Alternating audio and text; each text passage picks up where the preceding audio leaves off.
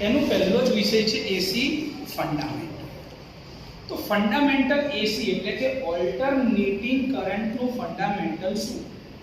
તો એની શરૂઆત થતા પહેલા તમને એ ખબર હોવી જોઈએ કે સાહેબ પાવર જનરેશનની શરૂઆત જ ક્યારથી થઈ, ઇલેક્ટ્રિસિટી પ્રોડક્શન જ ક્યારથી થઈ?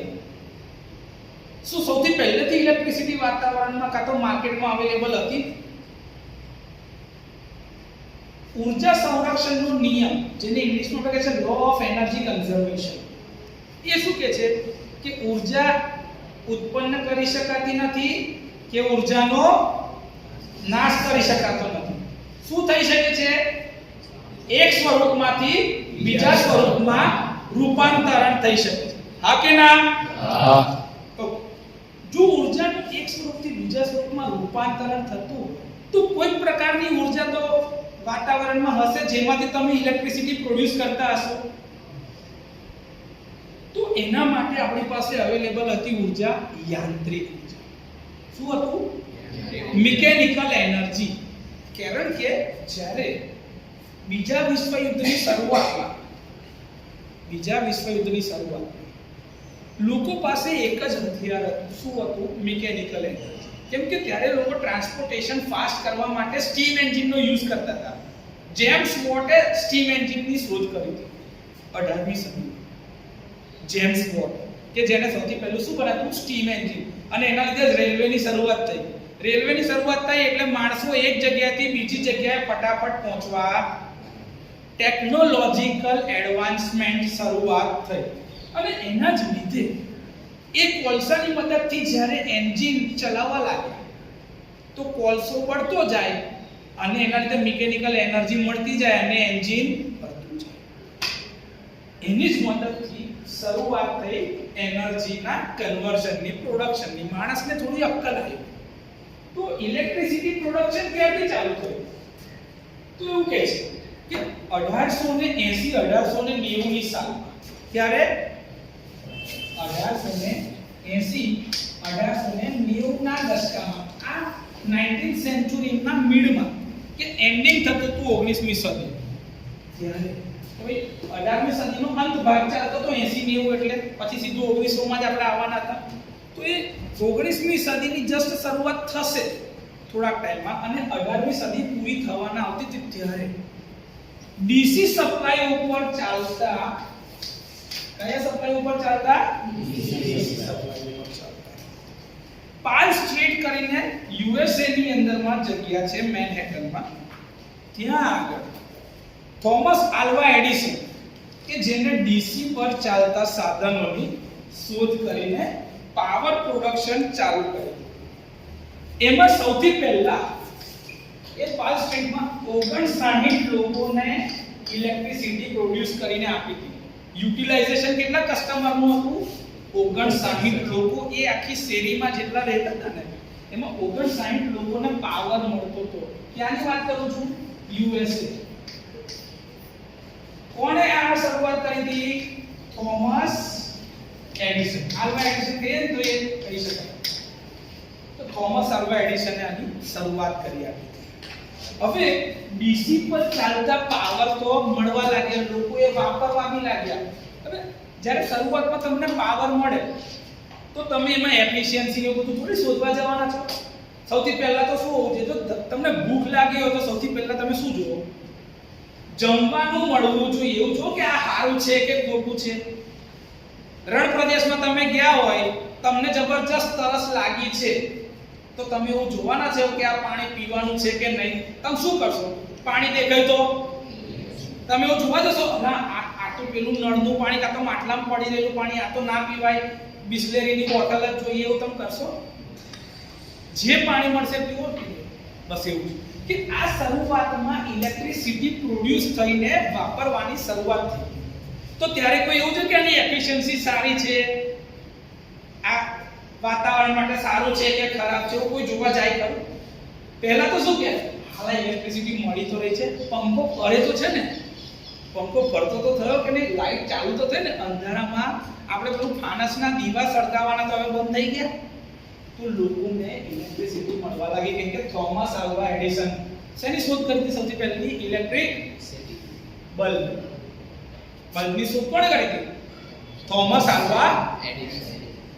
999 વખત ફેલ ગયા પછી 1000મા પ્રયત્નમાં એમને ખબર પડી હતી કે બલ્બની માટે ફિલામેન્ટ કયા મટીરીયલની વપરાય? ટંગસ્ટનની ફિલામેન્ટ વાપરી શકાય જે આ તાપમાન સહન કરીને ઊર્જા આપી શકશે, પ્રકાશ આપી શકશે. હવે વેસ્ટિંગહાઉસ અને ટેસ્લાએ આ ટાઈમ દરમિયાનમાં ઇલેક્ટ્રિકલ સિસ્ટમમાં એસી સિસ્ટમની શરૂઆત કરી. કઈ? અને એ ટાઈમ દરમિયાનમાં નિકોલા ટેસ્લા એને ઇન્ડક્શન મોટરની શોધ કરી. તેની શોધ કરી હતી?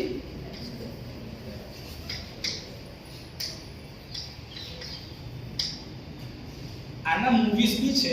એસીડીસી વોર, હોલીવુડના પિક્ચર બનેલા છે આના પર, એસીડીસી વોર્સ.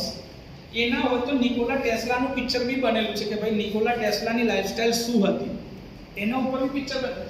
એને સૌથી પહેલી ઇન્ડક્શન મોટરની ડિઝાઇન જે હતી ને એ જમીન પર દોરી હતી. એના વેસ્ટિંગહાઉસ વાત કરી રહ્યા હતા અને એને કીધું કે ડીસી મોટરની અંદર સૌથી વધારે સ્પાર્કિંગ થાય છે કાર્બન બ્રશમાં. હવે કાર્બન બ્રશ વગર સપ્લાય બહાર લેવાતો નથી. તો કે કાર્બન બ્રશ જ પિક્ચરમાંથી હટાવી દઈને ડાયરેક્ટ એમાંથી સપ્લાય લઈએ તો ઓલ્ટરનેટિંગ કરંટ મળતો હતો. કે ઓલ્ટરનેટિંગ કરંટ મળે તો બી વાંધો શું છે? લાઈટ તો ચાલવાની જ છે. એ લોકોએ આ પ્રયત્ન કરી જોયો અને ખરેખર ઇન્ડક્શન મોટર એસી સપ્લાય ઉપર ચાલતી. તો ઇન્ડક્શન મોટરની શોધ કોણે કરી હતી? Nikola tesla. અરે આ બધો સમયગાળો એકબીજાની નજીક જ છે એટલે કદાચ એકાદ બે વર્ષ આમ તેમ હોઈ શકે છે, પણ આ મેં શું લખ્યું છે કે આખા દશકાની વાત એક કોમનમાં કરી રહ્યો છું તમારી પાસે. હવે 1884 કઈ 1884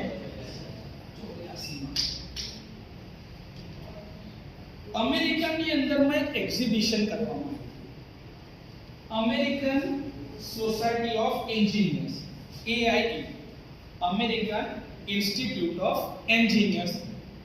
તો એની અંદર સ્પેસિફિકલી ઇલેક્ટ્રિકલ માટે AIEE. કોણ હતું? AIEE આ એક સંસ્થા છે, American institute of electrical engineering. AIEE વાળાએ સૌથી પહેલું એક એક્ઝિબિશન કરેલું હતું. એક્ઝિબિશન શેના માટે હતું?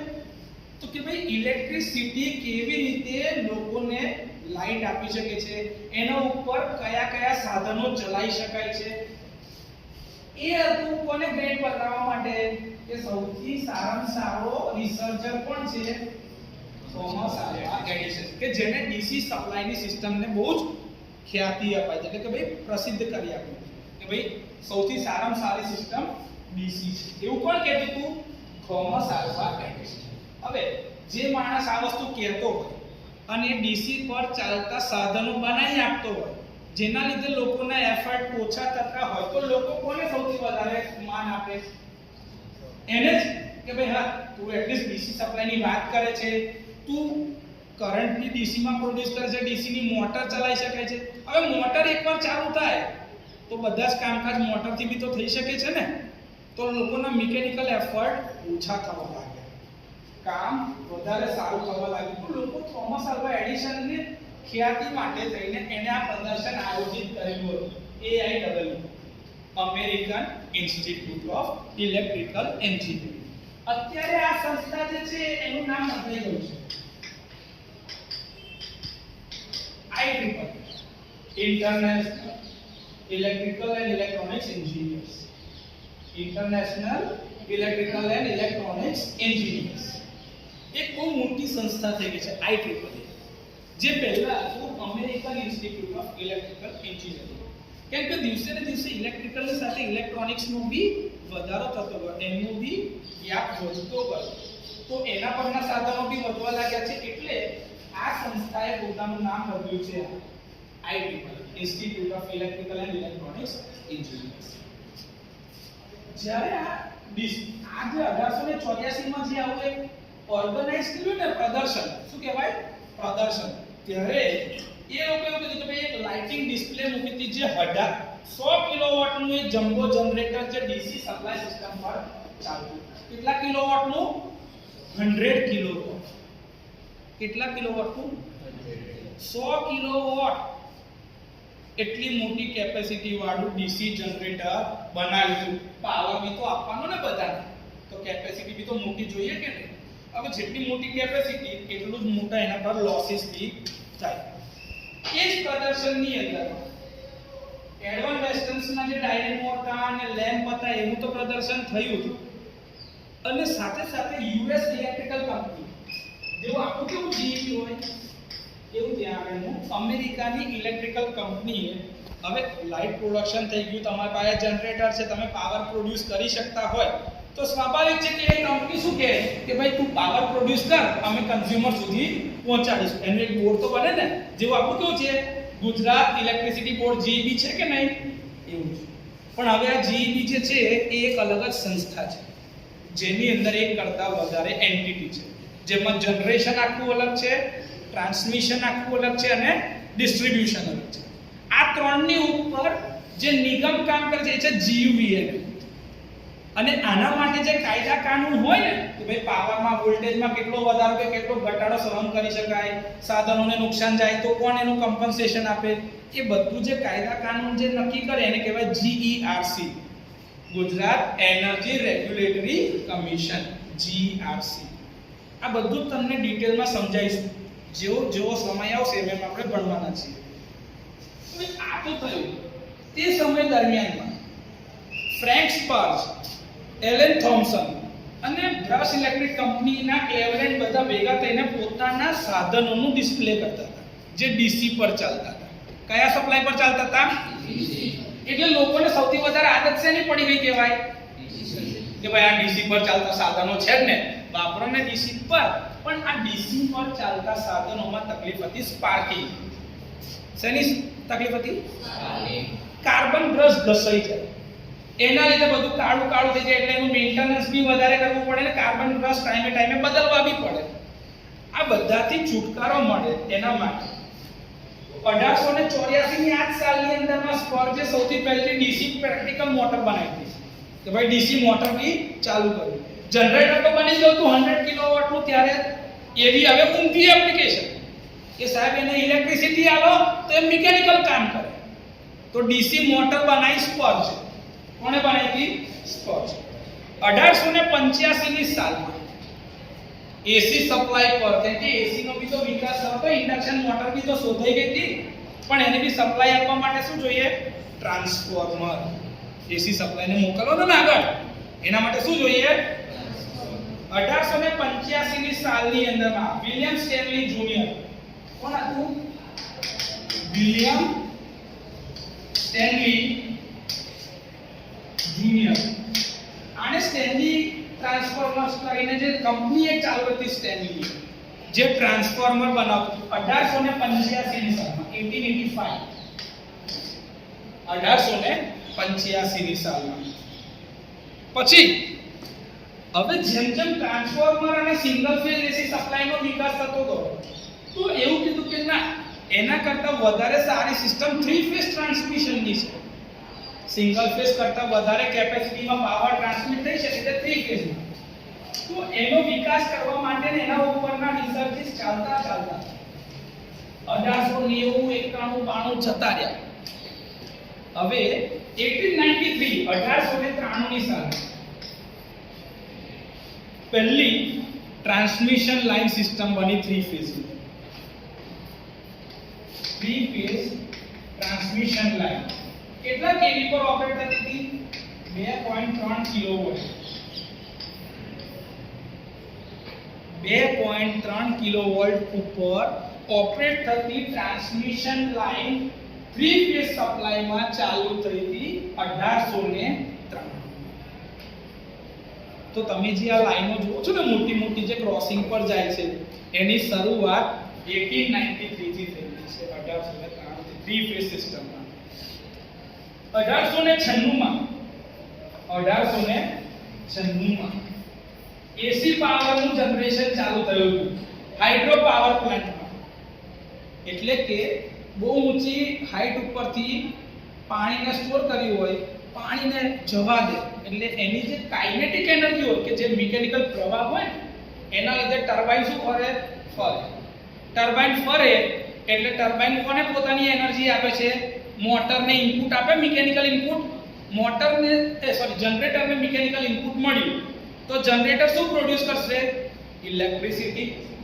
આવી રીતે 1896 માં સૌથી પહેલા પાવર પ્રોડક્શન ચાલુ થયું. નાયગ્રા ફોલ અમેરિકાની જ વાત છે, જે અમેરિકામાં છે ને નાયગ્રા ફોલ, તેની મદદથી હાઇડ્રો જનરેશનની મદદથી તેની નજીકમાં 20 માઇલ એટલે લગભગ 36 કિલોમીટર થાય. કેટલા થાય?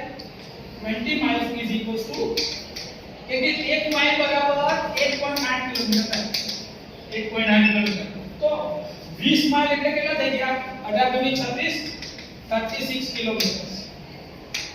36 કિલોમીટરના અંતર ઉપર એ એસી પાવર જનરેટ થઈને મોકલી શકાય. 1896 માં મેં જે તમને આગળ કીધું એ ટ્રાન્સફોર્મરની ની શરૂઆત થઈ હતી 1885 માં અને 20 માર્ચ 1886 તારીખ યાદ રાખજો.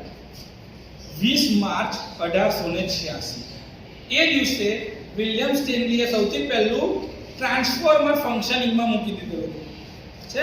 જો 20 March 1886 William Stanley provided AC electrification to offices and stores in main streets in Grand Barrington, Massachusetts.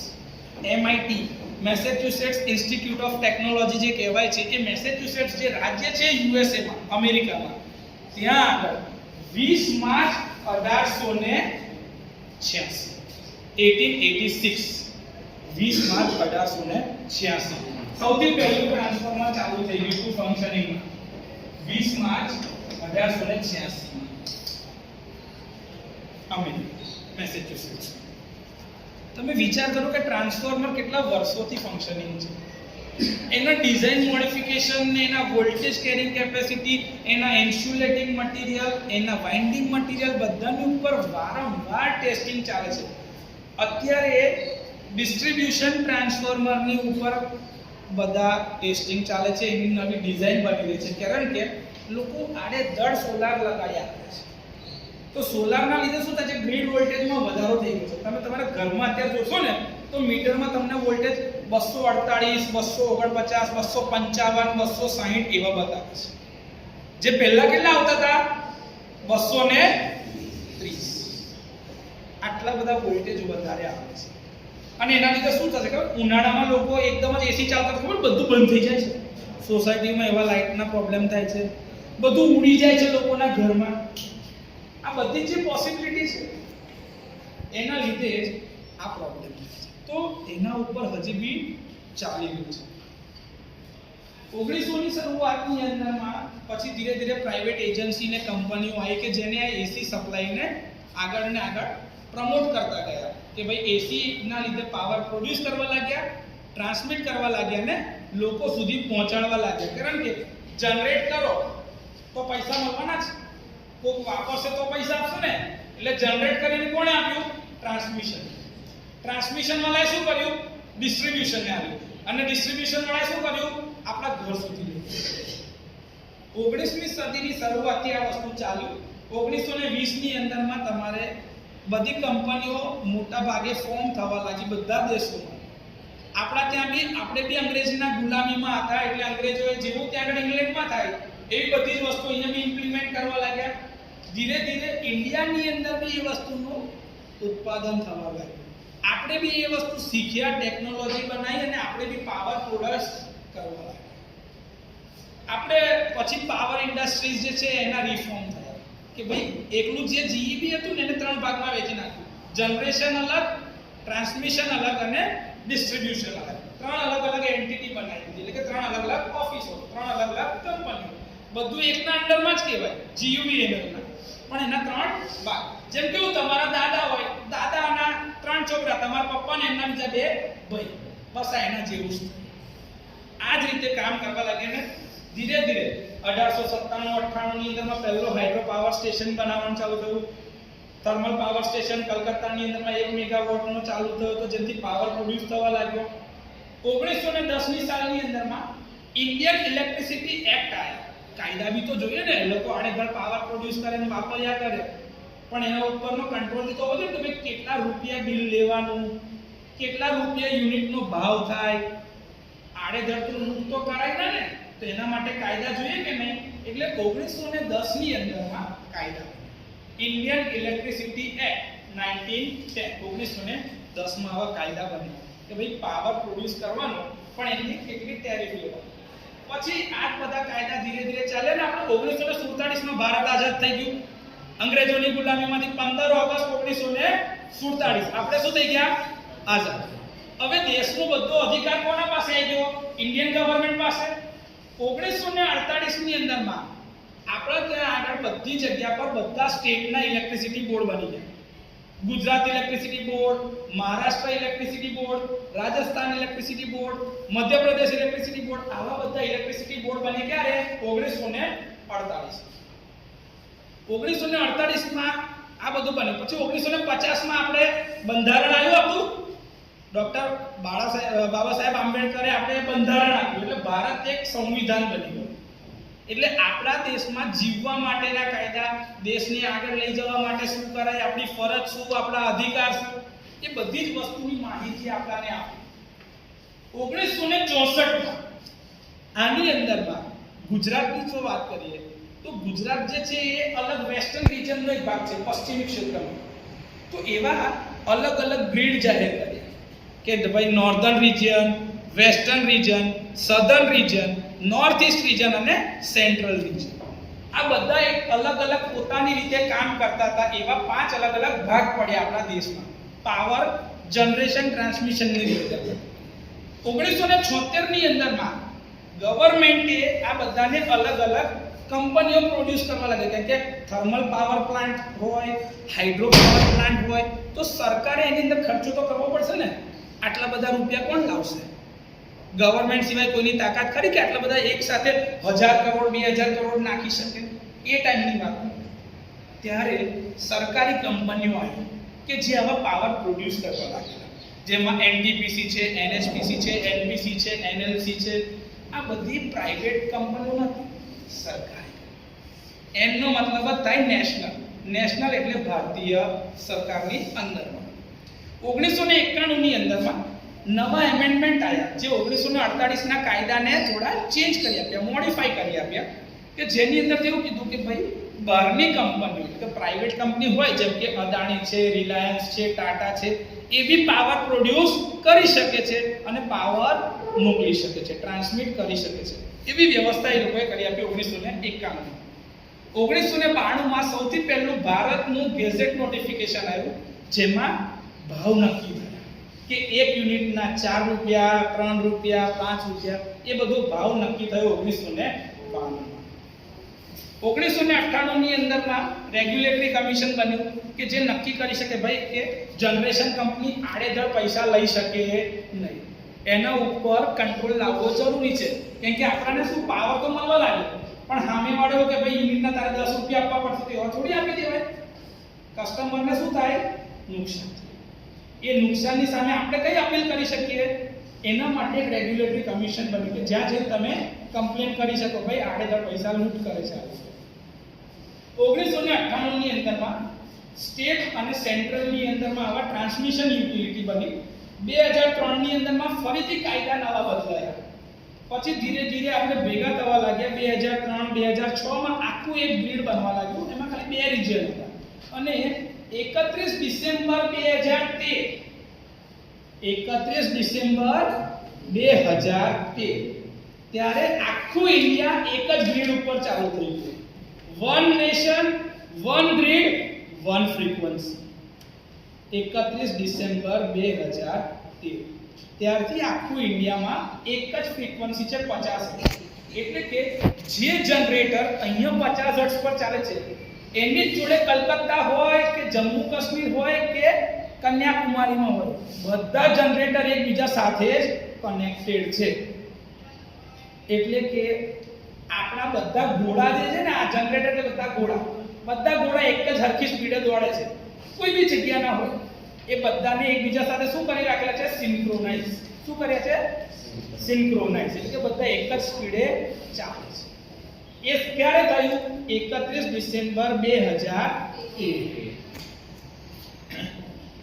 બસ એવી જ રીતે ધીરે ધીરે આપણું ઇન્ડિયાનું જનરેશન ને ટ્રાન્સમિશન વધતું ગયું. પછી 2012-13 ની આજુબાજુ આપણે રિન્યુએબલ ના લીધે પાવર પ્રોડ્યુસ કરતા જાય, એટલે ઘર ઘર સોલાર, હર ઘર સોલાર ને આ બધી નવી નવી સ્કીમ આવી અને આપણે અત્યારે સોલાર થી બી પાવર પ્રોડ્યુસ કરીએ છીએ.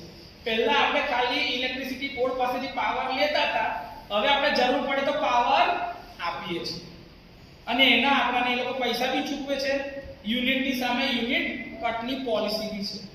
તો આ થોડી બ્રીફ હિસ્ટ્રી હતી ઇલેક્ટ્રિકલ પાવર જનરેશન, ઇલેક્ટ્રિસિટી બ્રાન્ચના કે ભાઈ શરૂઆત કઈથી થઈ, આપણી આજુબાજુ શું હતું. હજી ઘણું બધું છે. આવું હિસ્ટોરિકલ બેકગ્રાઉન્ડ જ્યારે જ્યારે જરૂર પડશે ત્યારે ત્યારે તમને કહેવામાં આવશે. બરોબર છે.